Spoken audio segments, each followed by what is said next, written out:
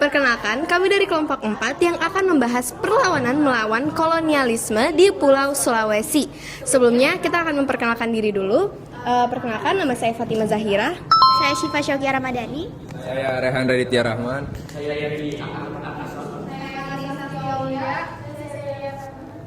Baik, kita akan mulai 7 perlawanan di Pulau Sulawesi. Oke, yang pertama ada Perang Tondano.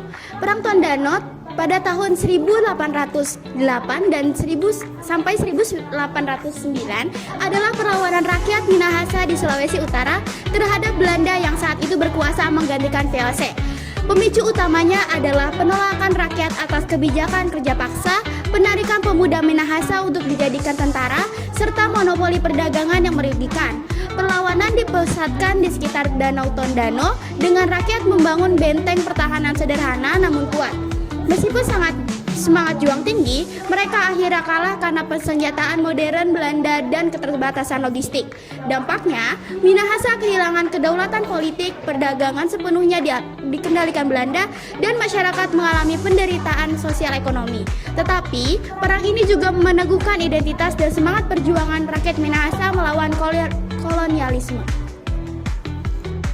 Perang Panipi pada abad ke-19 meletus akibat kesewenang-wenangan Belanda terhadap rakyat Gorontalo, seperti pemaksaan kerja rodi, penarikan pajak yang memberatkan, serta perubahan sistem pemerintahan tradisional. Kerajaan menjadi distrik di bawah kendali Belanda. Rakyat menolak karena hal ini dianggap merampas hak dan kedaulatan mereka.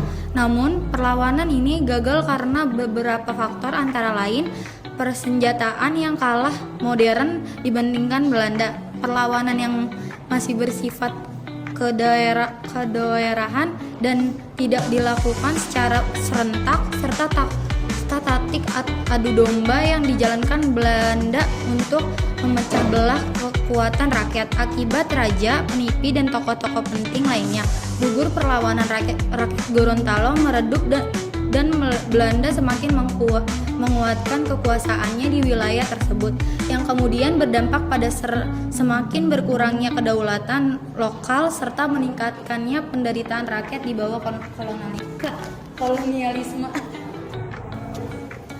Selanjutnya ada Perang Gerilya. Kota gerila dalam bahasa Spanyol merupakan bentuk diminutif dari kota guerra atau perang. Makanya dapat dimaknai juga sebagai perang kecil. Perang gerilya adalah strategi perang yang dilakukan secara diam-diam oleh kelompok kecil dengan serangan cepat, sabotase, dan jebakan. Tujuannya mengalahkan musuh yang lebih besar dengan memanfaatkan medan, kejutan, dan kelincahan. Taktik ini sangat efektif saat musuh tidak menguasai wilayah. Sudah digunakan sejak ribuan tahun lalu, termasuk oleh Jenderal Sudirman di Indonesia dan Ho Chi Minh di Vietnam. Bahkan Sun Tzu dalam The Art of War sudah menyarankan taktik ini jauh sebelum perang konvensional dikenal. Selanjutnya ada Perang Makassar. Perang Makassar dari tahun 1666 sampai 1669 terjadi akibat persaingan antara Kesultanan Goa dan di Makassar dengan VOC Belanda yang ingin memonopoli perdagangan rempah di Indonesia Timur. Goa di bawah Sultan Hasanuddin menolak dominasi VOC karena selama ini Makassar dikenal sebagai pelabuhan bebas yang terbuka bagi pedagang dari berbagai bangsa. Ketegangan memuncak menjadi perang besar yang melibatkan kekuatan VOC yang bersekutu dengan Arung Palaka dan Bone. Meskipun akhirnya Goa mengalami kekalahan dan harus menandatangani perjanjian Bongaya. Perang ini berdampak besar bagi Indonesia karena memperkuat kekuasaan VOC di Nusantara serta mempersempit ruang kebebasan perdagangan bagi kerajaan-kerajaan lokal. Namun, semangat perlawanan rakyat Makassar juga meyakini simbol perjuangan melawan penjajahan dan menginspirasi perlawanan daerah lain. Selanjutnya kita ada Perang Bone. Pada abad ke-19 terjadi karena kerajaan Bone menolak campur tangan VOC dan kemudian pemerintah kolonial Belanda yang berusaha memperluas kekuasaan serta memaksakan pengaruh politik di Sulawesi Selatan. Bone yang sebelumnya pernah bersekutu dengan VOC dalam Perang Makassar justru berbalik melawan karena merasa kebebasannya dirampas dan rakyatnya diperas melalui perjanjian-perjanjian yang merugikan. Perang ini menunjukkan semangat perlawanan kerajaan-kerajaan lokal terhadap penjajahan Belanda, meskipun pada akhirnya Bone dapat ditundukkan. Dampaknya bagi Indonesia adalah semakin kuatnya kontrol Belanda di Sulawesi Selatan, tetapi di sisi lain, perlawanan Bone menjadi bagian dari rangkaian panjang perjuangan rakyat Nusantara yang menginspirasi perlawanan di wilayah melawan kolonialisme. Selanjutnya, Perang Mandar. Perang Mandar terjadi pada abad ke-19 ketika rakyat Mandar di Sulawesi Barat menolak dominasi Belanda yang ingin menguasai perdagangan laut dan pelabuhan-pelabuhan strategis di wilayah tersebut. Latar belakangnya adalah kebijakan Belanda yang merugikan rakyat serta upaya mereka memaksa monopoli perdagangan, sehingga memicu perlawanan rakyat Mandar yang dipimpin oleh para Marodia atau raja-raja Mandar bersama pemimpin lokal seperti Marodia Balanipa. Walaupun perlawanan ini akhirnya dapat dipatahkan, dampaknya bagi Indonesia adalah semakin kuatnya kontrol Belanda di Sulawesi. Tetapi semangat juang rakyat Mandar menambah catatan penting perjuangan daerah-daerah Nusantara dalam melawan kolonialisme dan menjadi bagian dari sejarah nasional perlawanan rakyat Indonesia. Selanjutnya ada ciri khas perlawanan di Sulawesi. Yang pertama, dipimpin oleh tokoh karismatik. Perlawanan rakyat biasanya dipimpin sosok yang disegani dan memberi semangat juang. Misalnya, Sultan Hasanuddin atau biasa disebut sebagai ayam jantan dari timur yang gigih melawan VOC, atau Robert Walter Mangisyadi yang berani memimpin gerilya meskipun masih muda. Kehadiran tokoh ini membuat rakyat lebih percaya diri melawan penjajah. Yang kedua, ada membela kedaulatan perdagangan dan laut. VOC atau Belanda sering memaksakan monopoli yang merugikan rakyat, khususnya di jalur perdagangan dan laut. Daerah pesisir seperti Makassar bangkit karena laut adalah sumber ekonomi, identitas, dan kebebasan mereka. Perlawanan ini menegaskan bahwa rakyat ingin berdiri sendiri tanpa dikendalikan asing. Yang ketiga, berlangsungnya jangka panjang. Semangat perlawanan berlangsung terus-menerus dari abad ke-17 hingga abad ke-20 dari perang terbuka, contohnya Perang Makassar, hingga strategi gerilya, contohnya menginsidi tiap generasi selalu melanjutkan perjuangan. Hal ini membuktikan keteguhan rakyat dalam mempertahankan tanah air. Keempat, bersifat kedaerahan tapi solid. Walau awalnya berakar dari daerah masing-masing, perlawanan punya semangat yang sama, yaitu melawan penindasan Belanda.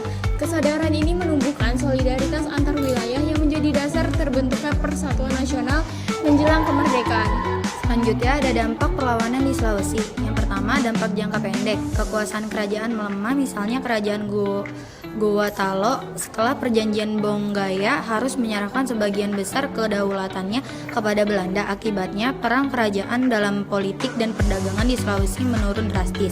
Yang kedua, ada Belanda berhasil memperluas pengaruh politik dan dagang setelah perlawanan rakyat dipatahkan. Belanda semakin leluasa menguasai jalur perdagangan, pelabuhan, dan sumber daya di Sulawesi, sehingga rakyat makin terikat pada sistem monopoli yang merugikan.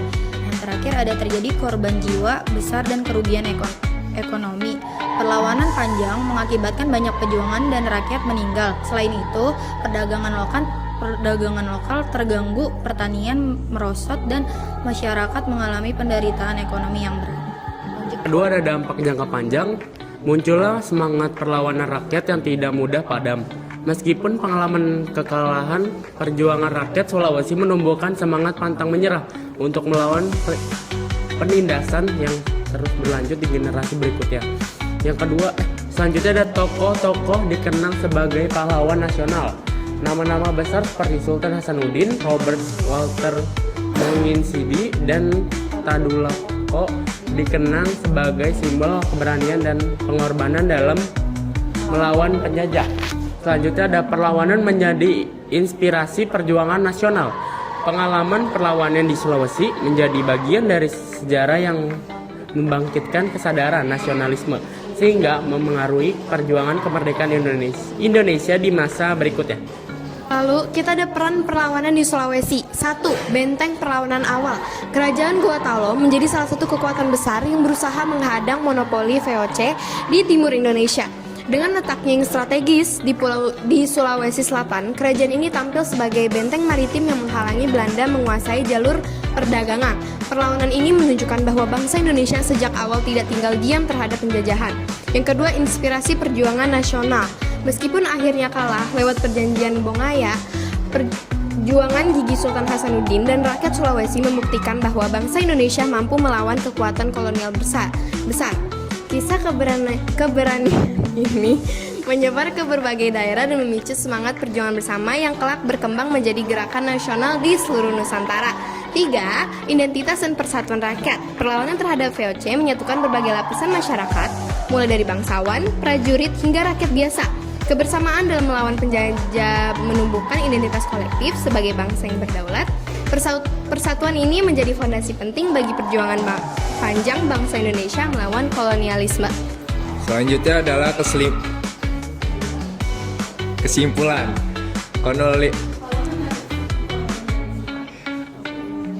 Kolonialisme di Sulawesi dimulai dengan pengaruh Portugis dan kemudian secara dominan oleh Belanda melalui VOC sejak abad ke-17 hingga akhirnya kekuasaan kolonial pada tahun 1945. Meskipun perlawanan seperti Perang Makassar dan pertempuran di Bone terjadi, Belanda akhirnya berhasil menguasai seluruh pulau pada awal abad ke-20 melalui ekspedisi militer dan kebijakan imperialisme yang berpuncak pada pembentukan negara Indonesia Timur pasca Perang Dunia Kedua. Nah teman-teman, selanjutnya kita akan ngejelasin nih tentang baju yang dipakai oleh teman-teman kita hari ini. Yang pertama ada baju bodo untuk perempuan, adalah pakaian adat khas Sulawesi Selatan, terutama dari suku Bugis Makassar. Ciri khasnya berbentuk segi empat dan longgar, terbuat dari kain muslin atau sutra tipis transparan, dipakai berlapis sesuai adat, warnanya cerah, setiap warna melambangkan usia dan status sosial pemakaiannya. Misalnya merah atau merah muda untuk gadis, hijau untuk wanita bangsawan, oranye untuk remaja dan sebagainya. Dihiasi dengan sarung sutra, sarung tenun khas Bugis yang dililitkan di bagian bawah. Aksesorisnya biasanya berupa perhiasan emas atau perak seperti kalung, gelang, dan hiasan kepala. Jadi kesannya anggun, elegan, dan tetap sederhana. Selanjutnya ada pasangannya atau untuk pria disebut baju tutu atau baju jas tutu. Bentuknya mirip jas, tertutup dengan kancing di depan. Bawahnya memakai sarung sutra Bugis juga, dipadukan dengan songkok tobone atau penutup kepala khas Sulawesi Selatan.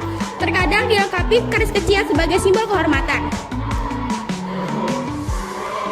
Dua-duanya melambangkan keagungan, status sosial, dan identitasnya budaya Bugis Makassar. Oke, teman-teman, gimana nih kalau bajunya terlihat cantik dan ganteng banget gak sih dipakai sama teman-teman kita? Oke, sekian presentasi dari kami. Sejarah adalah guru terbaik yang tidak pernah bosan mengingatkan kita. Dengan mempelajarinya, kita bisa tahu dari mana kita berasal dan dari mana kita akan dan kemana kita akan menuju. Terima kasih atas perhatian kalian. Wassalamualaikum warahmatullahi wabarakatuh.